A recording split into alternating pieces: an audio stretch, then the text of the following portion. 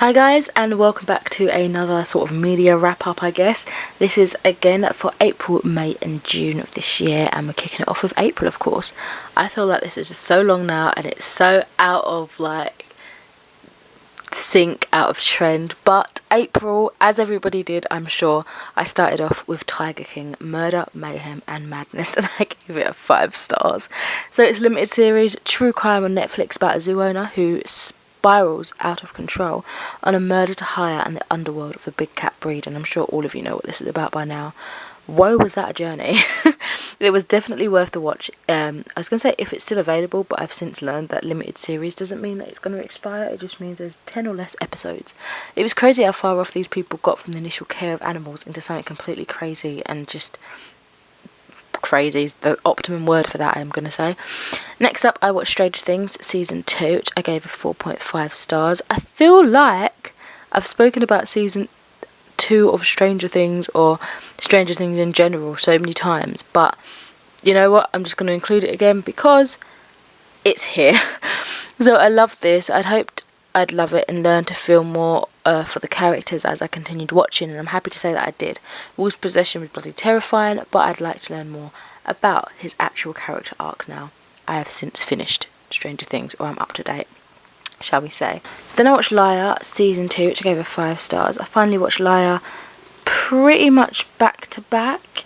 The first episode in particular was so eerie with the back and forth, but holy moly, what an amazing follow-up. The twists and turns were everywhere. It was insane. If you want to know more about what Liar is about, just search it on my channel. I'm pretty sure I've spoken about it a bit over time.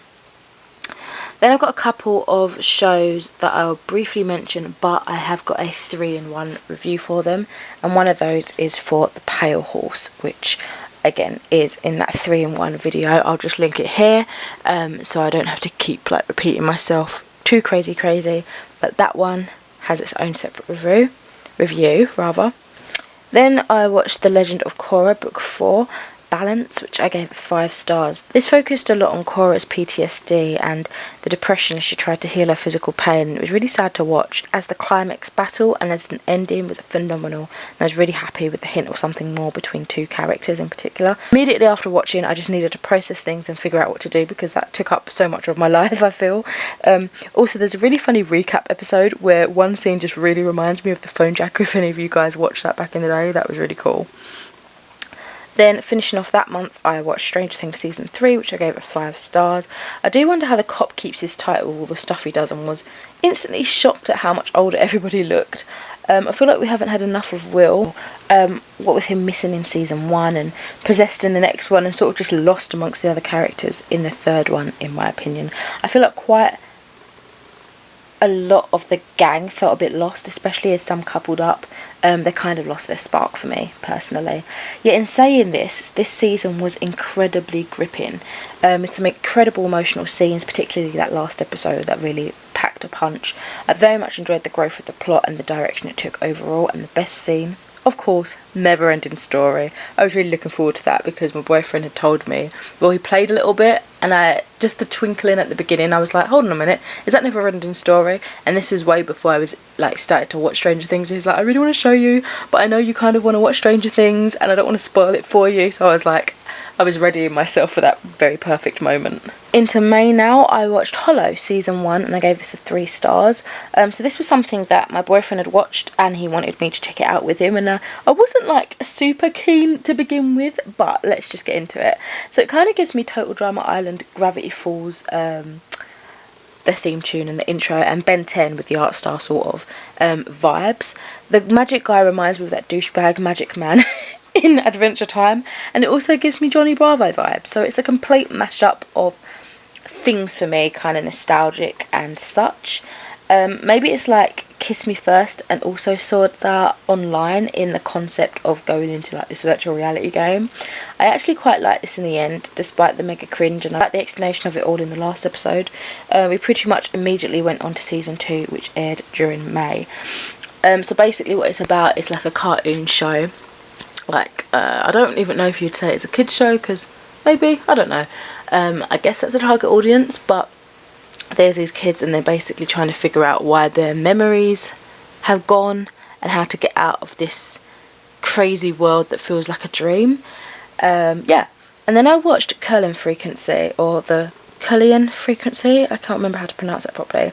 Season 1, that's the only season it's had, and it's been on for I think a few years now, and I gave this a 4 stars. So this is a fictional take on one of those late night horror conspiracy theory podcasts that come on the radio, discussing the goings on within the unmapped creepy town of Kirlian, or Kirlian, oh, I'm so sorry, I cannot remember how to pronounce it.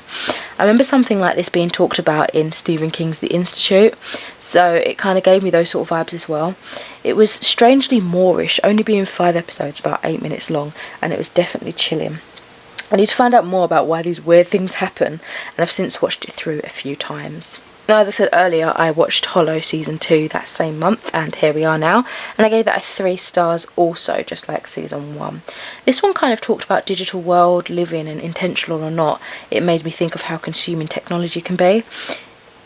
It has good diversity, but I was confused in the direction Season 2 took generally. This is probably it now. I wouldn't say I got closure, but then the ending was just okay.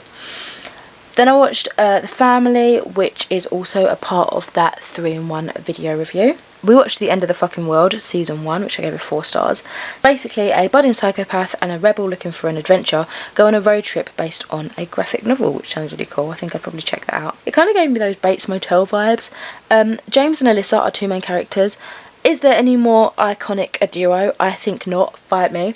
I can't help laughing at how completely different these two are, just generally, and how they have completely different ideas of what this relationship is. The music in this is great. The humour is uncomfortable but funny. It's definitely British humour. Love it. I think the actor that plays Alyssa acts a bit too hard to be... tries a bit too hard to be a bad girl real. And it came across as cringe often, but I really did like the show, and I don't know if that was maybe the vibes that she was trying to give, like she was trying hard and to be like not caring and stuff and trying to be a rebel, but I don't know. I did like the show, and I will be hopefully getting to Season 2 shortly. In June now, I watched his Dark Materials, well, I finally finished it, and that is also in that 3-in-1 review that I've already linked for you if you're interested in checking out my thoughts on that. Finally, I finished up American Horror Stories 1984 Season 9, and I gave that 4 stars. It took me forever to finish this. I loved how 80s this was. It was so cringy and cheesy and classic for that time period. Basically, Camp Redwood is where they all go for the summer, and historically there has been murders and horrible things happening there, yet it keeps getting rebranded. People keep opening up, and of course these murders continue. Eventually you get the backstory as to why this happens, where it all started, that sort of thing. It wasn't the best series at all, and was far from scary, but I did like it for what it was. Entertainment, good enough storyline. It just took me so long to finish. I do wish we'd go back to the proper scary series that we had, and the really riveting kind of storylines, but in saying that, these cheesy, easygoing, not having to pay too much attention to it, not freaking out about going to sleep in the night because I'm terrified, kind of seasons help me break up that fear a little bit. But I know a lot of people go into American Horror Story wanting to be scared, so yeah, there's that. Some special mentions before I wrap this video up. I've been loving this reality real estate show on Netflix called Stay Here.